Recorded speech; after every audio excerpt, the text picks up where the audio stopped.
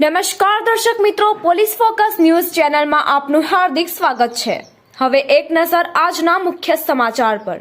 સુરતમાં સોમવારે police commissioner Shri Ajay તોમરની અધ્યક્ષતામાં સુરત પોલીસ કમિશનરે કચેરીના કોન્ફરન્સ હોલમાં સુરત શહેર રોડ સેફટી કાઉન્સિલની બેઠક યોજાઈ હતી। બેઠકમાં પોલીસ કમિશનર શ્રીએ માર્ગ સલામતી સપ્તાહની કરવામાં આવી રહેલી ઉજવણી અંતર્ગત લોકોમાં વધુમાં વધુ જાગૃતિ આવે એ પ્રકારના સઘન કાર્યક્રમો કરવા અંગે પણ વિગતે ચર્ચા કરી હતી। સુરતમાં ટ્રાફિકની સમસ્યા હળવી કરવા માટે વાહનોનું યોગ્ય જગ્યાએ પાર્કિંગ થાય તેમજ નો પાર્કિંગ એરિયામાં ન થાય તે માટે સઘન કામગીરી કરવા અને આડેધડ પાર્કિંગ કરનાર સામે દંડનીય કાર્યવાહી કરવા સૂચના આપી હતી। આ ઉપરાંત રખડતા પશુઓ મામલે ચર્ચા કરતા મહાનગરપાલિકા દ્વારા આ અંગે કરવામાં આવેલી કામગીરીની વિગતે સમીક્ષા કરી હતી। મહાનગરપાલિકા દ્વારા જાન્યુઆરી માસમાં 650 રખડતા ઢોરોને પકડવામાં આવ્યા હતા, જે પૈકી 407 પશુઓને પાંજરાપોળમાં મોકલી આપ્યા હતા તેમજ ₹5.68 લાખનો દંડ કરવામાં આવ્યો હોવાનું જણાવ્યું હતું। વધુમાં વર્ષ 2023 દરમિયાન ટ્રાફિકના નિયમોને ભંગ કરનાર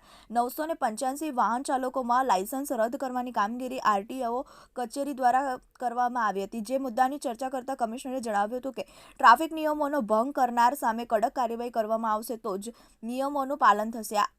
માટે કામગીરીને વધુ સઘન બનાવવામાં આવે એવી અપેક્ષા તેમણે વ્યક્ત કરી હતી।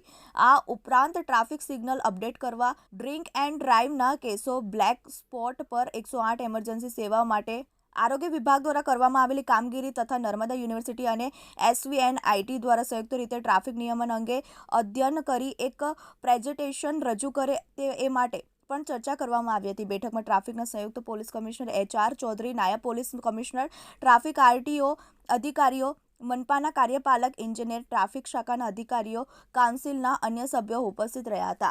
મિત્રો, આવા જ અવનવા સમાચાર જાણવા માટે અમારી ચેનલને લાઈક કરો, સબસ્ક્રાઇબ કરો અને બેલ આઇકોન પર પ્રેસ કરો, જેથી અમારી ન્યૂઝની બધી જ અપડેટ આપને મળતી રહે।